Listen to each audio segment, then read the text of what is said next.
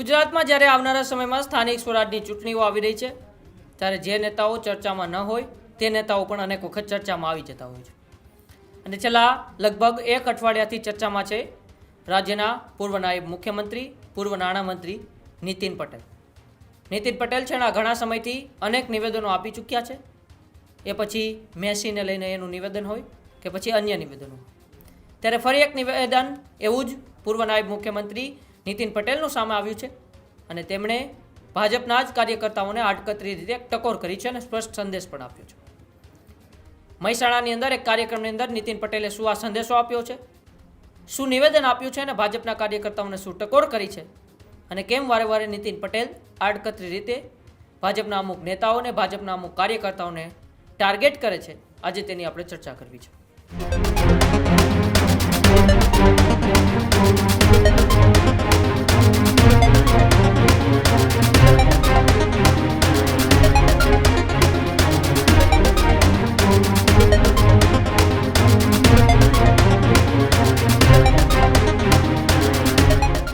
મહેસાણાના કડીમાં સહકારિતા સંમેલનનું એક કાર્યક્રમનું આયોજન થયું હતું. કાર્યક્રમમાં રાજ્યના પૂર્વ નાયબ મુખ્યમંત્રી નીતિન પટેલ પણ હાજર હતા. સાથે સાથે ભાજપના દિગ્ગજ નેતાઓ અને સહકારિતા સેલના તમામ આગેવાનો પણ ત્યાં હાજર હતા. ત્યારે ભાજપના કાર્યકર્તાઓનો પણ ત્યાં જમાવડો હતો અને બધા વચ્ચે જ્યારે નીતિન પટેલ મંચ ઉપર બોલવા ઊભા થાય છે ત્યારે અમુક વાતો કરે છે, પરંતુ એક બાદ નીતિન પટેલ એક નિવેદન આપે છે અને નિવેદનથી ત્યાં બેઠેલા કાર્યકર્તાઓને એક સંદેશ આપે છે, આડકતરી રીતે ટકોર પણ કરે છે. પાર્ટી માટે તમારે શું કરવું જોઈએ, શું ના કરવું જોઈએ તેવું આડકતરી રીતે નીતિન પટેલ ટકોર કરે છે. પહેલાં તો નિવેદન હું તમને સંભળાવું જેમાં નીતિન પટેલે ત્યાં બેઠેલા ભાજપ કાર્યકર્તાઓને શું આડકતરી રીતે સંદેશો આપ્યો. અને એનો આપણે અમલ કરવો જોઈએ તો જ આપણે ભાજપના સાચા કાર્યકર કહેવાઈએ, નહીતર ધંધા ગોરખ ધંધા કરવાના અને આગળ ગાડીમાં ભાજપનો દુપટ્ટો લગાવવાનો.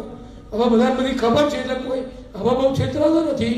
શરૂઆતમાં લોકો છેતરાતા હતા. એટલે પોતાનામાં સાચું શું છે એ સહકારી ભાવના બતાવવી જોઈએ. કડી માર્કેટયાર્ડ હોય, કડી તાલુકા સંઘ હોય, કોઈ દિવસ કોઈ નાની મોટી ફરિયાદ હોય તો તમે કહો, કદી ના હોય. 40 રૂપિયામાં આપણે રોજ 700 લોકોને જમાડીએ છીએ.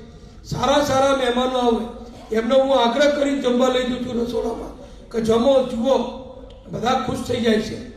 બજારમાં ચાનો કપ 25 રૂપિયામાં નથી મળતો, એના બદલે આપણે પૂરી, શાક, ચણા, દાળ, ભાત જેટલું જોઈએ એટલું આપણે માર્કેટયાર્ડમાં જમાડીએ છીએ.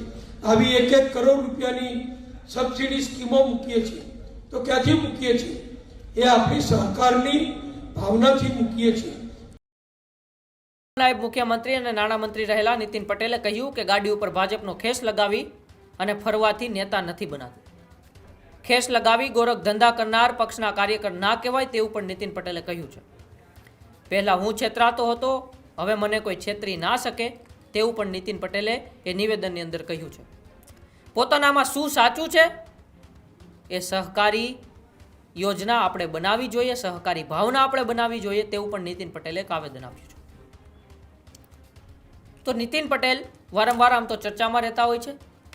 તેઓ મહેસાણામાં આમ તો છેલ્લા લાંબા ઘણા સમયથી રાજકીય રીતે ચર્ચામાં નથી રહેતા. રાજકીય રીતે કોઈ ચર્ચાઓ તેની ના હોય છે, પરંતુ અમુક કાર્યક્રમોમાં તેઓ હાજરી આપતા હોય છે અને તે કાર્યક્રમોમાં હાજરી આપી તેમના નિવેદનો બાબતે તે ઘણી વખત ચર્ચામાં રહેતા હોય છે. એવું જ એક કડીની અંદર સહકારિતા સંમેલન હતું. ત્યાં રાજ્યના દિગ્ગજ નેતાઓ, સહકારિતા આગેવાન પણ ઉપસ્થિત હતા અને ત્યાં રાજ્યના પૂર્વ નાયબ મુખ્યમંત્રી નીતિન પટેલ પણ હાજર હતા.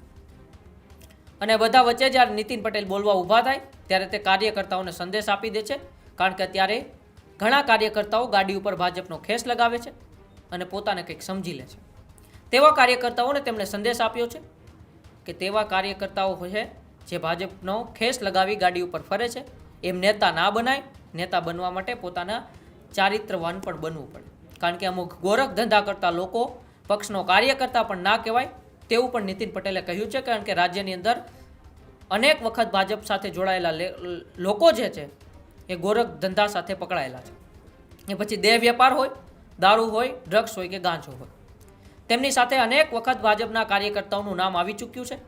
પોલીસ તેમને પકડી પણ ચૂકી છે અને એને જ લઈને આડકતરી રીતે નીતિન પટેલે એક સંદેશો આપ્યો કે જે પણ ગોરખ ધંધા કરતા લોકો છે તે ક્યારેય પણ ભાજપના કાર્યકર્તા ના કહેવાય, પક્ષનો કાર્યકર્તા ના કહેવાય.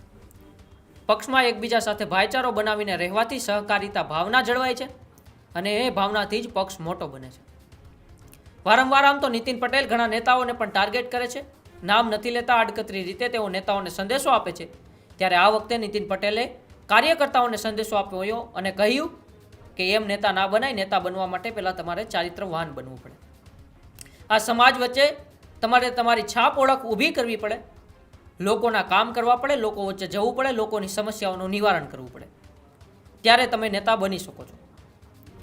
ફક્ત ને ફક્ત ભાજપનો ખેસ ગાડીની આગળ રાખીને ફરવાથી તમે નેતા નથી બનતા. નેતા બનવા માટે તમારે સમાજ જીવન માટે, જાહેર જીવન માટે તમારું જીવન ખર્ચી નાખવું પડે છે. એ પછી જઈને લોકો તમને નેતા બનાવતા હોય છે.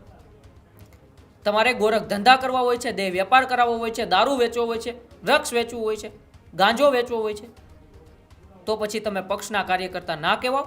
પક્ષનો કાર્યકર્તા એ હંમેશા ચારિત્રવાન હોય છે, તેવું પણ નીતિન પટેલે મભમમાં ત્યાં બેઠેલા કાર્યકર્તાઓને જણાવી દીધું.